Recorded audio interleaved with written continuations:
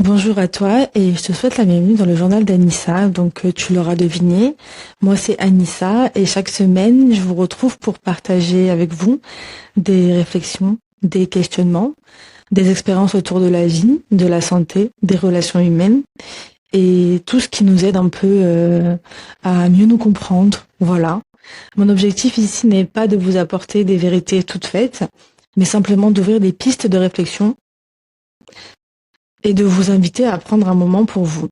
Installez-vous confortablement et je vous souhaite la bienvenue dans ce nouvel épisode du journal d'Anissa.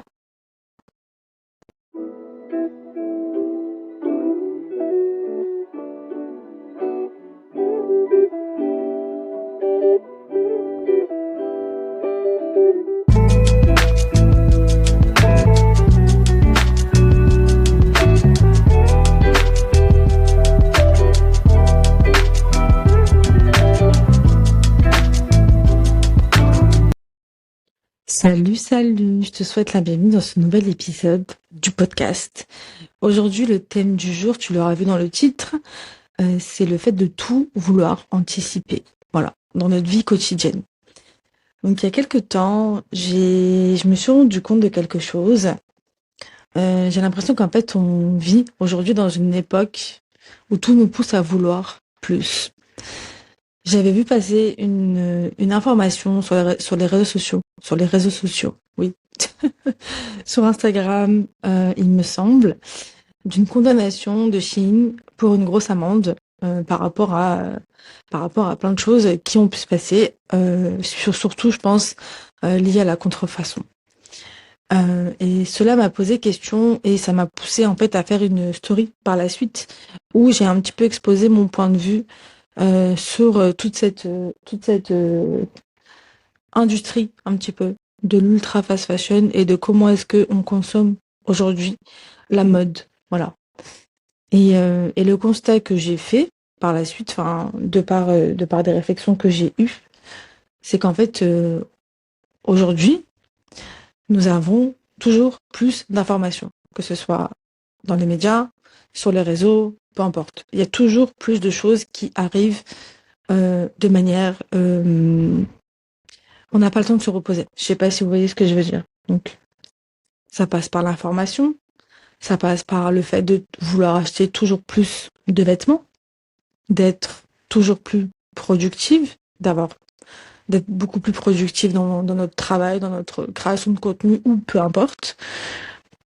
Il y a également aussi le côté de toujours avoir le contrôle sur ce qu'on fait, ce qu'on mange, enfin peu importe. Vous voyez ce que je veux dire quand je dis le contrôle, ça englobe plein de choses. Ça passe aussi, je pense, par comment dire, par la police, par la cybersécurité, enfin bref, ça passe par plein de billets. Enfin, en même temps, je réfléchis. Il y a aussi le côté toujours plus de contenu, c'est-à-dire toujours plus de contenu sur les réseaux, sur YouTube, sur Instagram, sur TikTok, sur Facebook. Bref, on est mitraillé de toutes parts. Et il y a aussi le fait d'avoir toujours plus de nourriture, c'est-à-dire que les gens ont perdu cette sensation de que la richesse nous apporte, enfin que la nourriture nous apporte, et que c'est vraiment une gratitude de pouvoir manger à sa faim et d'avoir la possibilité de manger comme on voudrait, voilà. Et je pense que honnêtement, à force de toujours vouloir plus, j'ai l'impression qu'on est clairement en train de se perdre et surtout de perdre quelque chose d'essentiel. Parce qu'au fond, je vais vous poser une question. Avons-nous réellement besoin de ce que nous consommons? Et si oui, euh, comment est-ce que... Enfin, la question... Enfin, je pense que honnêtement, aujourd'hui, toute personne qui est un minimum un peu sur les réseaux ou a vraiment cette information un peu, du coup, les réseaux, qui est sur YouTube, qui est sur un peu, je vais pas dire sur tous les fronts, vient un jour ou l'autre à se poser cette question, parce qu'en fait, on se rend compte que honnêtement, la plupart de tout ce que je vous ai cité, souvent, c'est pas des choses dont c'est un besoin vital. Je sais pas si vous voyez ce que je veux dire. Deuxième point que je voulais vous aborder, je vais rentrer vraiment dans le détail et vous expliquer vraiment les raisons pour lesquelles je vous dis tout ça. Quand je vous parle de consommation, je ne parle pas seulement d'argent. C'est-à-dire qu'en fait, je parle aussi de ce que nous donnons à notre cerveau chaque jour. Ça passe par plein de billets. Comme par exemple, du coup, combien de vidéos vous regardez, combien d'informations vous absorbez. Je m'inclus dans le lot, hein, parce que je suis pas non plus euh, insensible à tout ça, et je pense qu'on est tous un petit peu concernés aujourd'hui. Combien d'avis extérieurs influent nos pensées avant même que nous ayons pris le temps de construire notre propre avis sur la question. Aujourd'hui, je pense que ce qui, ce qui, ce qui est devenu vraiment la norme, c'est qu'en fait, aujourd'hui, encore une fois, on se réveille avec notre téléphone à la main, on s'endort avec son téléphone à la main, et je vais vous dire honnêtement, moi la première, je suis pas non plus une nana qui euh, qui est exempte de tout ça. C'est-à-dire que je suis une personne qui est assez connectée entre tablette, téléphone, appareil photo, peu importe. Et je m'inclus aussi dans le lot. Entre les deux, en fait, entre tout ça, nous avons, je pense que vous comme moi, on a passé des heures à faire défiler la vie d'autrui. C'est-à-dire que à voir ce que un tel avait fait, ce que un tel avait fait, ce que un tel avait fait. Mais la question que je me pose, c'est que à quel moment est-ce on a posé notre téléphone et qu'on a regardé ce qui se passait réellement dans notre propre vie? Euh, je sais pas si vous voyez ce que je veux dire. Donc en fait, c'est le truc de se dire en fait c'est bien, mais en fait à un moment donné, il faut aussi lever le pied. Je pense que le plus étrange dans tout ça, c'est que nous avons clairement autant jamais eu accès à l'information et que c'est devenu quelque chose de normal d'avoir accès à autant d'informations. Mais c'est vrai que parfois, avec toutes ces informations, comme je l'ai dit tout à l'heure, bah on semble perdu plus que jamais. Et ça, c'est vraiment dommage. Enfin, je sais pas si je sais pas ce que vous en pensez. Donc, donc voilà. Et puis dans tout ça, dans toute cette information qui n'est non palpable, il y a aussi la consommation du coup bah, matérielle. Ça se, ça s'explique par quoi? Bah, du coup par le prêt-à-porter, donc les vêtements, qui d'ailleurs est devenu un symbole de notre époque. C'est-à-dire que chaque semaine il y a une nouvelle tendance qui apparaît. On nous fait croire qu'il faut constamment changer de garde-robe, renouveler sa garde-robe, notre intérieur, notre image, parce que le fait de faire tout ça va nous faire appartenir à une, comment dire, je vais pas dire une élite, mais va nous faire en sorte, enfin, va faire en sorte, pardon, je cherche mes mots, va faire en sorte que on appartienne à un groupe social, et ça c'est de l'ordre, je pense, encore plus profond de de la sociologie, et je suis pas du tout sociologue, et enfin bref, je dis pas que c'est pas du tout dans mes domaines de compétences, mais je suis encore loin dans mes analyses, hein. Tout ça pour dire que ce que j'essaye de vous dire, c'est que toutes ces croyances nous font croire que notre version actuelle de nous-mêmes n'est jamais suffisante, n'a jamais été suffisante et qu'il faut toujours changer de garde-robe pour être au top. Comme si le bonheur se trouvait dans notre prochain achat. C'est-à-dire qu'à chaque fois qu'on va acheter une nouvelle tenue, mais du coup, ça va être waouh, ça y est, je vais enfin être heureuse, en fait, la personne que je voulais être. Voilà. C'est ça, cette illusion, en fait, que je voulais vous expliquer.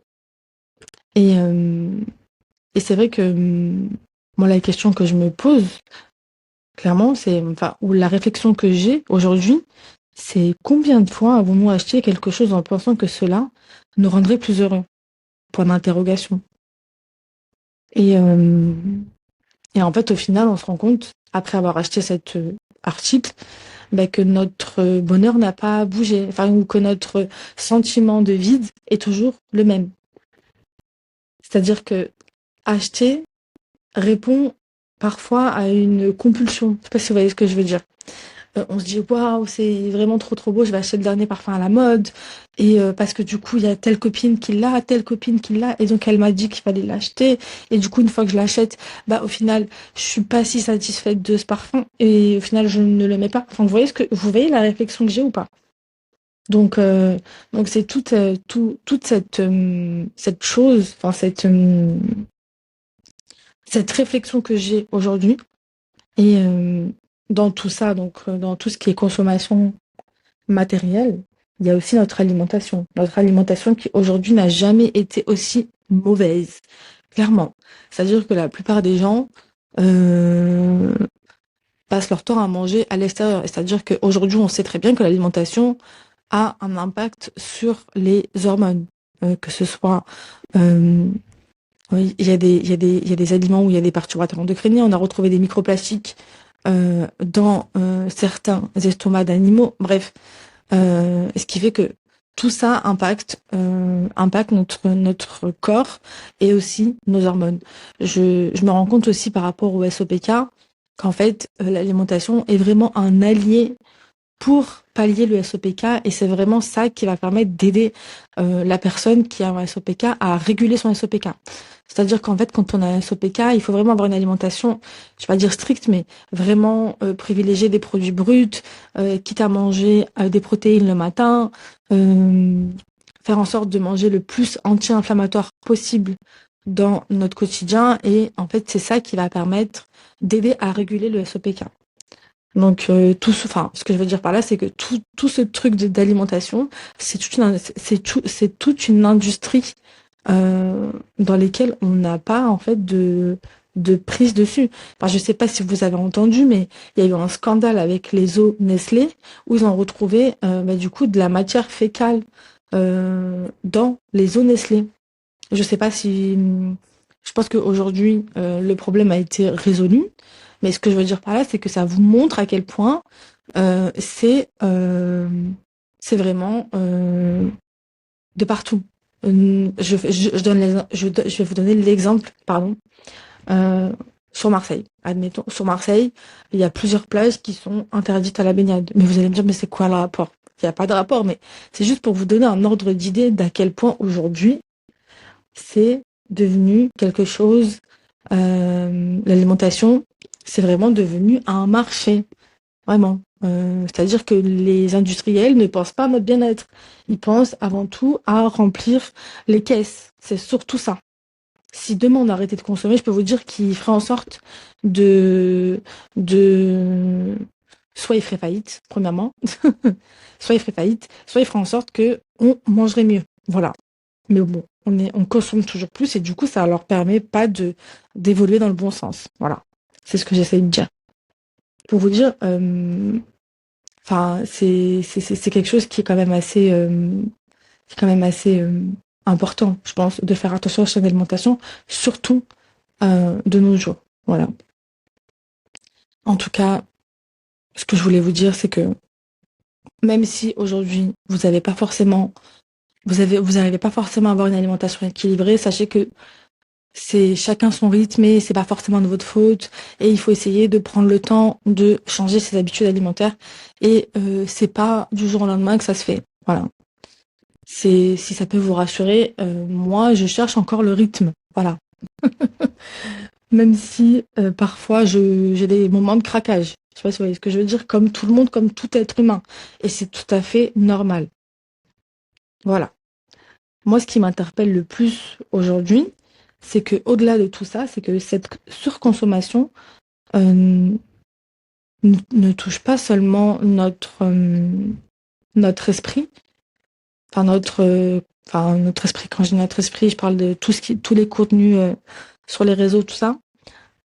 Je pense que ça va faire le parallèle avec ce que je vous ai dit un peu plus haut. Ça touche aussi notre corps. Donc, c'est-à-dire qu'en fait, aujourd'hui, on est entouré de substances dans certains emballages, plastique, microplastique, ce genre de choses. Typiquement, les bébés, quand vous achetez un biberon, il est préférable d'acheter un biberon en verre avec des plastiques c'est pas hypoallergénique, des plastiques qui vont pas si l'emballage est en plastique, enfin si le bouchon est en plastique, il faut pas que que ce soit un plastique qui va créer en fait une perturbation, autre qui va chauffer de manière un peu chelou.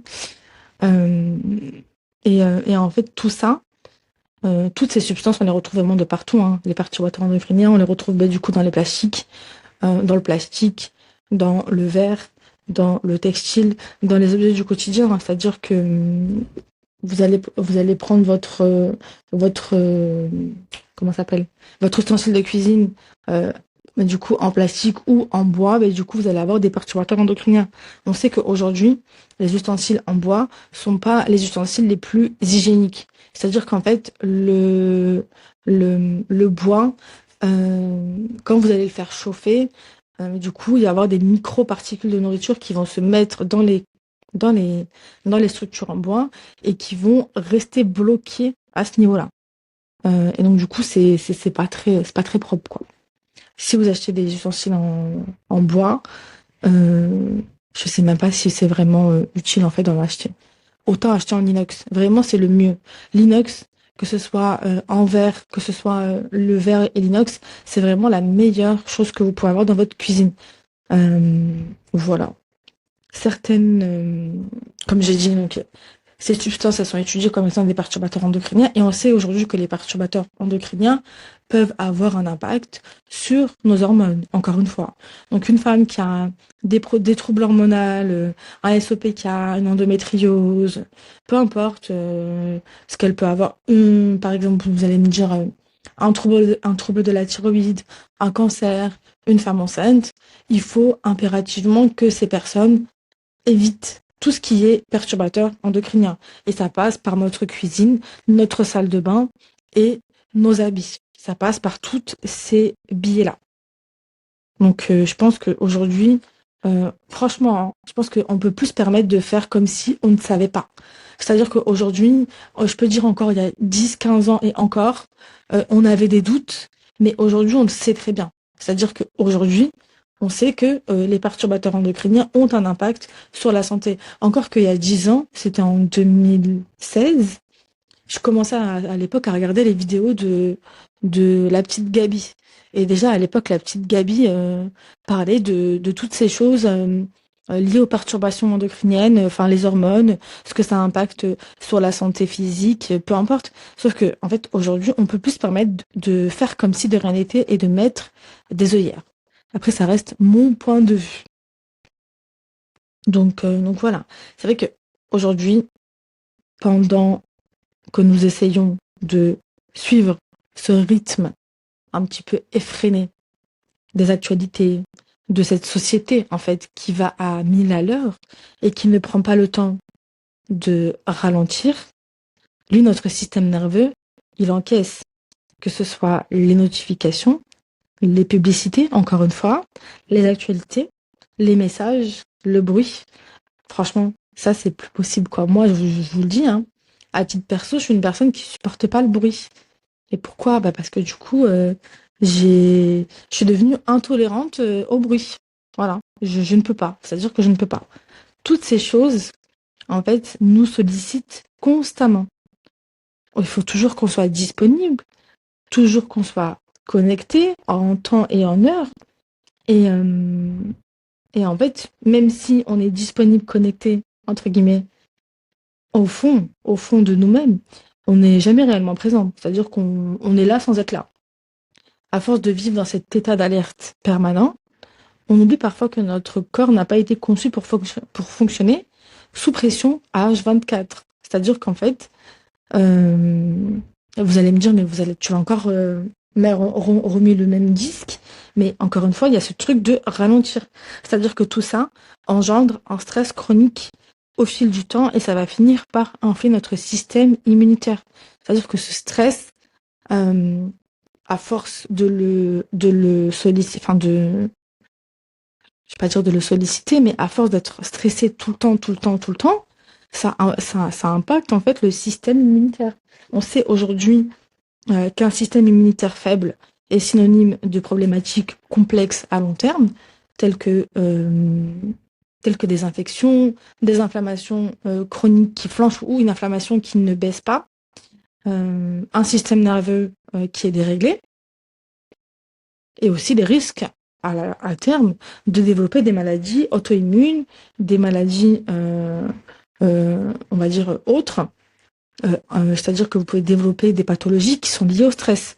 Et tout ça, en fait, c'est lié au stress oxydatif. C'est-à-dire qu'à force, à force, à force, à force, notre corps va sécréter, va être en état d'alerte permanent et notre taux de cortisol, lui, va monter, monter, monter, monter et va créer des problèmes à moyen long terme. Ce stress, en fait, il est devenu normal. C'est-à-dire qu'aujourd'hui, on le remarque même plus. Être débordé, c'est devenu un peu une fierté. C'est-à-dire qu'en fait, être occupé, c'est devenu une preuve de notre valeur. Sauf que, en fait, je pense pas que ce soit très sain de penser comme ça. Pourtant, je pense que aujourd'hui, la société ne pense que comme ça. C'est-à-dire qu'une personne qui n'est pas à 100 à l'heure, ben, on va dire que c'est presque bizarre, clairement. Être occupé, comme j'ai dit, c'est devenu une preuve de notre valeur aussi. Et pourtant, en fait, à long terme, notre organisme paie souvent les pots cassés. C'est-à-dire qu'en fait, vous allez être comme ça, vous allez trembler, entre guillemets, vous allez être, j'ai fait ça, j'ai une semaine chargée, j'ai eu un week-end chargé, et machin. Sauf que, in fine, votre corps, si vous le rappelle pas dans la semaine en cours, il vous le rappellera soit le mois suivant, soit l'année suivante, soit la semaine suivante. Peu importe. Un jour ou l'autre, il y aura toujours un prix à payer pour avoir sollicité son organisme à ce point. Et ça passe par le manque de sommeil, la fatigue mentale, l'épuisement émotionnel et toutes ces choses-là. Il y a aussi le côté euh, un dérèglement pardon, de l'appétit. C'est-à-dire que plus vous êtes stressé, soit vous allez avoir très très faim et vous allez manger énormément, soit vous allez pas avoir faim du tout pendant plusieurs jours. Et en fait, ça perturbe absolument tout notre système. Voilà. Je sais pas combien de fois est-ce que j'ai dit voilà, mais je pense qu'à chaque point, j'ai l'impression d'avoir dit voilà. Tout ça pour dire que aujourd'hui, moi, ce que je me demande, c'est que je pense qu'il y a surtout, aujourd'hui, je vais vous poser la question, vous me dites ce que vous en pensez. En fait, j'ai l'impression qu'en fait, il y a une inversion des priorités. Et si, en fait, on passait tellement de temps à accumuler ce que nous avions oublié de préserver. Et je vais vous dire ce que c'est. Je vous pose la question, mais après, je vous donne la réponse. Ça, c'est bien. Point numéro 1. Préserver votre santé, notre santé. Préserver notre attention, qui, elle, est extrêmement précieuse, surtout pour tous les géants là, des réseaux sociaux, là, que ce soit TikTok, Instagram, Netflix, peu importe. C'est devenu quelque chose de très, très, très précieux. Préserver notre énergie, préserver également notre paix intérieure, qui, à mon sens, est hyper importante. Donc, je pense que on arrive presque à la fin de cet épisode. On est déjà à 22 minutes. Je parle vraiment beaucoup, décidément. Je pense que la solution en soi n'est pas de tout rejeter. C'est-à-dire qu'en fait, c'est pas parce que je vous dis tout ça qu'il faut tout jeter à la poubelle. Non. Je pense que il faut aujourd'hui vivre sans se prendre la tête. Et surtout, je pense que avant tout, le but c'est pas de vous dire ah il y a telle chose, telle problématique, il faut que t'enlèves ça, t'enlèves ça. Non, le but c'est pas de vivre sans son téléphone. Le but c'est pas d'arrêter de consommer. Le but mais de mieux consommer en fait. C'est de réfléchir à ce qu'on va consommer. Typiquement, moi j'ai arrêté les commandes Chine d'ultra fast fashion et c'est très rare que j'achète des trucs de fast fashion. Ça m'arrive. C'est vrai que ça me saoule un peu des fois, mais parfois, le porte-monnaie, je le casse pas toujours très souvent. J'aime beaucoup les boutiques vintage, acheter des petites pièces par-ci par-là. Je trouve que c'est hyper gratifiant. Voilà. Ce que j'essaye de vous dire, c'est que le but, c'est pas de vous pointer du doigt, non. Le but, c'est pas de vous dire d'arrêter de vivre sans votre téléphone, ni sans les réseaux, ni sans confort moderne. C'est surtout de prendre conscience de toutes ces choses.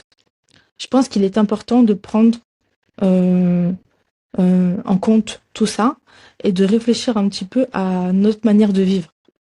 Parce qu'en fait, tout ce que nous consommons finit par nous transformer, que ce soit les informations, les aliments, les produits qu'on achète, habits ou produits du quotidien, et les contenus que l'on consomme. Netflix, Instagram, TikTok, peu importe. Tout ça laisse une trace. Alors peut-être que la vraie question n'est pas qu'est-ce que je veux, qu'est-ce que je peux avoir de plus, mais plutôt de quoi ai-je réellement besoin. Et peut-être que l'essentiel se trouve justement là, dans ce retour à la simplicité, dans cette capacité à ralentir et dans ce choix parfois courageux de consommer moins pour vivre mieux. Voilà. En tout cas, je pense qu'on va rester sur cette petite conclusion. Merci d'avoir écouté cet épisode. Sache que tu n'es pas la seule à penser comme ça. Aujourd'hui, tu as une personne comme toi qui pense comme ça. J'espère que cet épisode du journal d'Anissa t'aura plu. Je te dis à très bientôt. On se retrouve sur Instagram, sur le même nous. Donc c'est @le journal d'Anissa. Et en attendant, je te souhaite une bonne semaine. Prends soin de toi et à très bientôt.